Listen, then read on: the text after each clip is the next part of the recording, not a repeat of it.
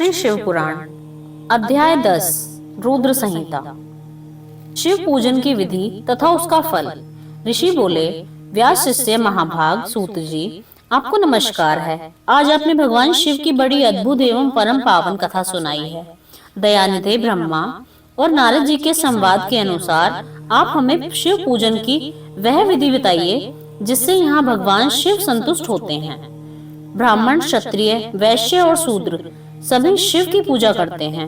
वह पूजन कैसे करना चाहिए? आपके व्यास जी के मुख से इस विषय को जिस प्रकार सुना हो वह बताइए। महर्षि का वह कल्याणप्रद एवं श्रुति सम्मत वचन सुनकर सूत जी ने उन मुनियों के प्रश्न के अनुसार सब बातें प्रसन्नता पूर्वक बताईं। सूत जी बोले, मुनीश्वरों, आपने बहुत अच्छी बात पूछी है, परंतु वह रहस्य की बात है। मैंने इस विषय को जैसे सुना है और जैसी मेरी बुद्धि है उसके अनुसार आज कुछ कह रहा हूँ। जैसे आप लोग पूछ रहे हो उसी तरह पूर्व काल में व्यास जी ने सनत कुमार जी से पूछा था, फिर उसे उपमन्यु जी ने भी सुना था। व्यास जी ने शिव पूजन आदि जो भी विषय सुना था उसे सुनकर उन्होंने लोकहित की कामना से मुझे पढ़ा दिया था। इसी विषय को भगवान श्री कृष्ण ने महात्मा उपमन्यु से सुना था। पूर्व काल में ब्रह्मा जी ने नारद से इस विषय में जो कुछ कहा था वही इस समय मैं कहूँगा। ब्रह्मा जी ने कहा, नारद, मैं संक्षेप से लिंग पूजा की विधि बता रहा हूँ, सुनो। जैसा पहले कहा गया है वैसे जो भगवान शंकर का सुखमय, निर्मल एवं सनातन रूप है उसका उत्तम भक्ति भाव से पूजन करें। इससे समस्त मनोवांछित फलों की प्राप्ति होगी। दरिद्रता, रोग, दुख और शत्रु जनित पीड़ा, ये 4 प्रकार के पाप कष्ट तभी तक रहते हैं जब तक मनुष्य भगवान शिव का पूजन नहीं करता। भगवान शिव की पूजा होते ही सारे दुख विलीन हो जाते हैं और समस्त सुखों की प्राप्ति हो जाती है। तत्पश्चात समय आने पर उपासक की मुक्ति भी होती है। जो मानव शरीर का आश्रय लेकर मुख्यतः संतान सुख की कामना करता है उसे चाहिए कि वह संपूर्ण कार्य और मनोरथों के साधक महादेव जी की पूजा करे। ब्राह्मण, क्षत्रिय, वैश्य और शूद्र भी संपूर्ण कामनाओं तथा प्रयोजनों की सिद्धि के लिए कर्म से विधि के अनुसार भगवान शंकर की पूजा करें। प्रातः काल ब्रह्म मुहूर्त में उठकर गुरु और शिव का स्मरण करके तीर्थों का चिंतन एवं भगवान विष्णु का ध्यान करें। फिर मेरा, देवताओं का और मुनि आदि का भी स्मरण चिंतन करके श्रोत पाठ पूर्वक शंकर जी का विधि पूर्वक नाम ले। उसके बाद शैया से उठकर निवास स्थान से दक्षिण दिशा में जाकर मल त्याग करें। मुने एकांत में मलोत्सर्ग करना चाहिए। उससे शुद्ध होने के लिए जो विधि मैंने सुन रखी है उसी को आज कहता हूँ। मन का एकाग्र करके सुनो। ब्राह्मण गुदा की शुद्धि के लिए उसमें 5 बार शुद्धि मिट्टी का लेप करें और धोएं। क्षत्रिय 4 बार, वैश्य 3 बार और शूद्र 2 बार। विधि पूर्वक गुदा की शुद्धि के लिए उसमें मिट्टी लगाएं। लिंग में भी 1 बार प्रयत्न पूर्वक मिट्टी लगानी चाहिए। तत्पश्चात बाएं हाथ में 10 बार और दोनों हाथों में 7 बार मिट्टी लगाकर धोएं। तात प्रत्येक पैर में 3-3 बार मिट्टी लगाएं। फिर दोनों हाथों में भी मिट्टी लगाकर धोएं। स्त्रियों को शूद्र की ही भांति अच्छी तरह मिट्टी लगानी चाहिए। हाथ पैर धोकर पूर्व व्रत शुद्ध मिट्टी ले और उसे लगाकर दांत साफ करें। फिर अपने वर्ण के अनुसार मनुष्य दतवन करे। ब्राह्मण को 12 अंगुल की दातुन करनी चाहिए। क्षत्रिय 11 अंगुल, वैश्य 10 अंगुल और शूद्र 9 अंगुल की दातुन करे। यह दतवन का मान बताया गया है। मनुस्मृति के अनुसार काल दोष का विचार करके ही दतवन करें या त्याग दें। तात, षष्ठी, प्रतिपादन, अमावस्या, नवमी, व्रत का दिन, सूर्यास्त का समय, रविवार तथा श्राद्ध दिवस ये दंत धावन के लिए वर्जित हैं। इनमें दतवन नहीं करना चाहिए। दतवन के पश्चात तीर्थ, जलाशय आदि में जाकर विधि पूर्वक स्नान करना चाहिए। विशेष देश काल आने पर मंत्रोच्चारण पूर्वक स्नान करना उचित है। स्नान के पश्चात पहले आचमन करके वह धुला हुआ वस्त्र धारण करें। फिर सुंदर एकांत स्थल में बैठकर संध्या विधि का अनुष्ठान करें। यथा योग्य संध्या विधि का पालन करके पूजा का कार्य आरंभ करें। मन को सुस्थिर करके पूजा गृह में प्रवेश करें। वहां पूजन सामग्री लेकर सुंदर आसन पर बैठें। पहले न्यास आदि करके क्रमशः महादेव जी की पूजा करें। शिव की पूजा से पहले गणेश जी की पूजा, द्वारपालों की ओर दिक्पालों की भी भली भांति पूजा करके पीछे देवता के लिए पीठ स्थान की भी कल्पना करें, अथवा अष्टदल कमल बनाकर पूजा द्रव्य के समीप बैठे और उस कमल पर ही भगवान शिव को समासीन करें। तत्पश्चात 3 आचमन करके पुनः दोनों हाथ धोकर 3 प्राणायाम करके मध्यम प्राणायाम अर्थात कुंभक करते समय त्रिनेत्रधारी भगवान शिव का इस प्रकार ध्यान करें। उनके 5 मुख हैं, 10 भुजाएं हैं, शुद्ध स्फटिक के समान उज्जवल कांति है, उस प्रकार के आभूषण उनके श्रीअंगों को विभूषित करते हैं तथा वे व्याघ्र चर्म की चादर ओढ़े हुए हैं। इस तरह ध्यान करके यह भावना करें कि मुझे भी इनके समान ही रूप प्राप्त हो जाए। ऐसी भावना करके मनुष्य सदा के लिए अपने पापों को भस्म कर डाले। इस प्रकार भावना द्वारा शिव का ही शरीर धारण करके उन परमेश्वर की पूजा करें।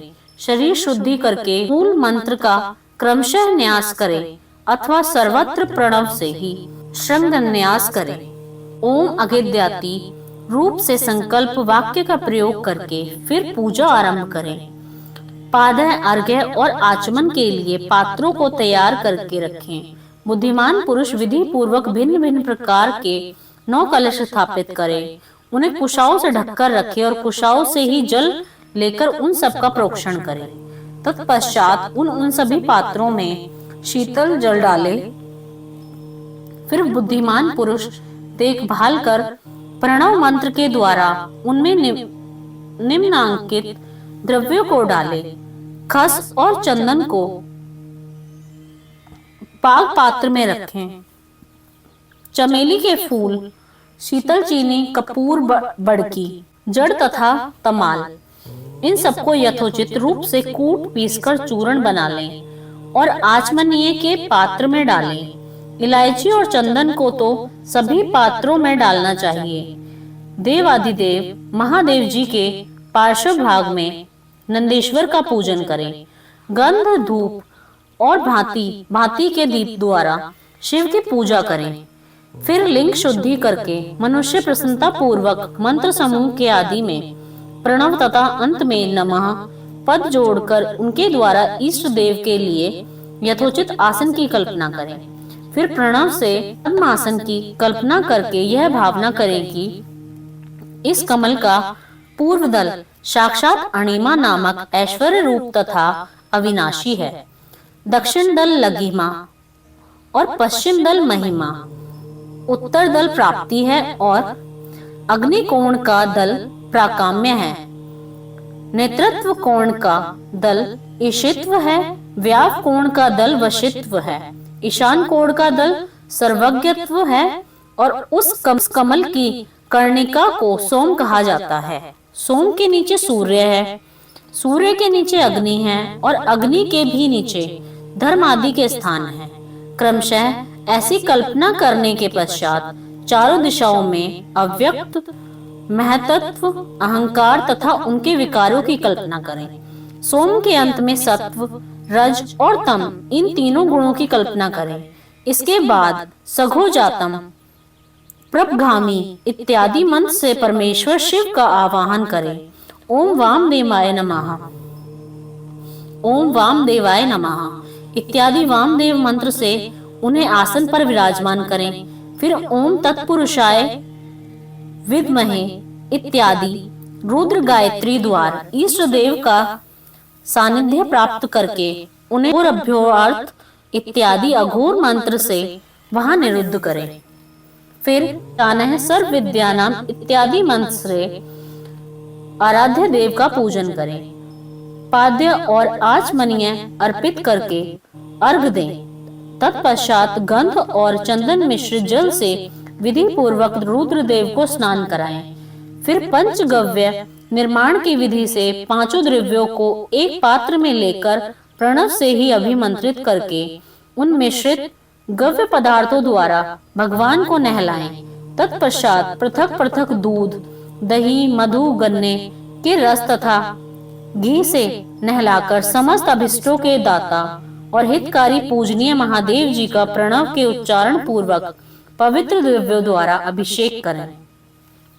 पवित्र जल पात्रों में मंत्रोच्चारण पूर्वक जल डालें। डालने से पहले साधक श्वेत वस्त्र से उस जल को यथोचित रीति से छान लें। उस जल को तब तक दूर न करें जब तक इष्ट देव को चंदन न चढ़ा लें। तब सुंदर अक्षोत द्वार प्रसन्नता पूर्वक शंकर जी की पूजा करें। उनके ऊपर कुश, अपामार्ग, कपूर, चमेली, चंपा, गुलाब, श्वेत, कनेर, बेल, कमल और उत्पल आदि भांति भांति के अपूर्व पुष्प एवं चंदन आदि चढ़ाकर पूजा करें। परमेश्वर शिव के ऊपर जल की धारा गिरती रहे, इसकी भी व्यवस्था करें। जल से भरे भांति भांति के पात्रों द्वारा महेश्वर को नहलाएं।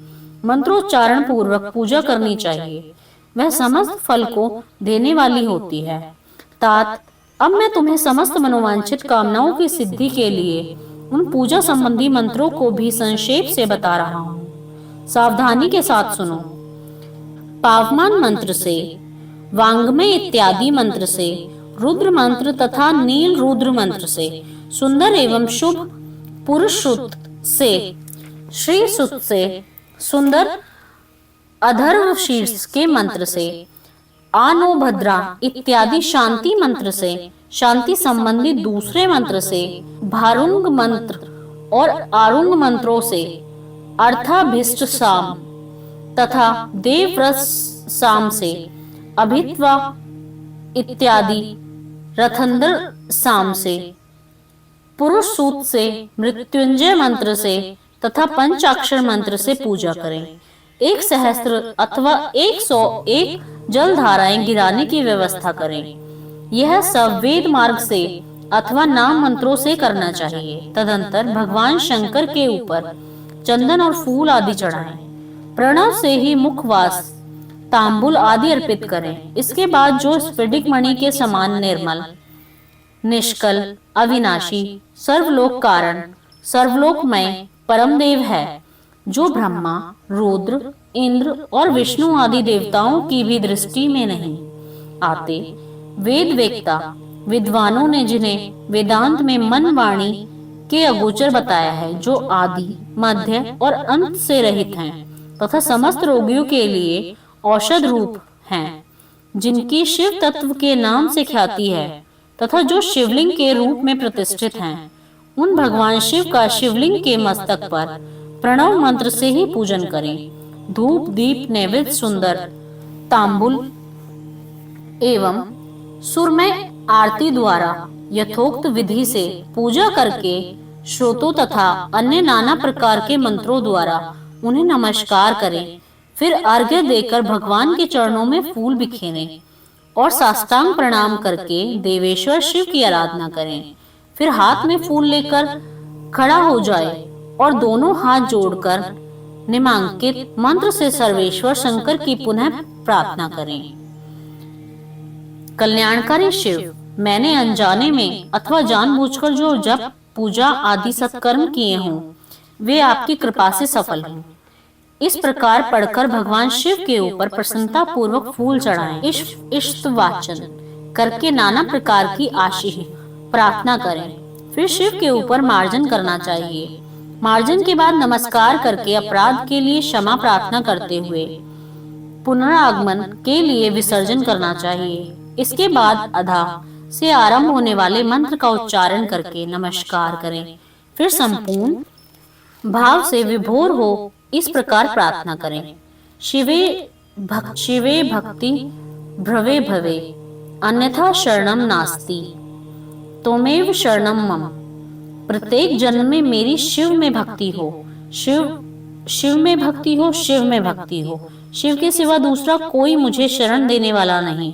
महादेव आप ही मेरे लिए शरणदाता हैं। इस प्रकार प्रार्थना करके संपूर्ण सिद्धियों के दाता देवेश्वर शिव का पराभक्ति के द्वारा पूजन करें। विशेषतः गले की आवाज से भगवान को संतुष्ट करें। फिर सपरिवार नमस्कार करके अनुपम प्रसन्नता का अनुभव करते हुए समस्त लौकिक कार्य सुख पूर्वक करता रहे। जो इस प्रकार शिव भक्ति परायण हो, प्रतिदिन पूजन करता है, उसे अवश्य ही पग पग पर सब प्रकार की सिद्धि प्राप्त होती है। वह उत्तम वक्ता होता है तथा उसे मनोवांछित फल की निश्चित ही प्राप्ति होती है। रोग दुख दूसरों से निर्मित होने से होने वाला है। उद्वेग, कुटिलता तथा विष आदि के रूप में जो कष्ट उपस्थित होते हैं, उसे कल्याणकारी परम शिव अवश्य नष्ट कर देते हैं। उस उपासक का कल्याण होता है। भगवान शंकर की पूजा से उसमें अवश्य सद्गुण की वृद्धि होती है। ठीक उसी तरह जैसे शुक्ल पक्ष में चंद्रमा बढ़ते हैं, मुनि श्रेष्ठ नारद। इस प्रकार मैंने शिव की पूजा का विधान बताया। अब तुम क्या सुनना चाहते हो? कौन सा प्रश्न पूछना चाहते हो?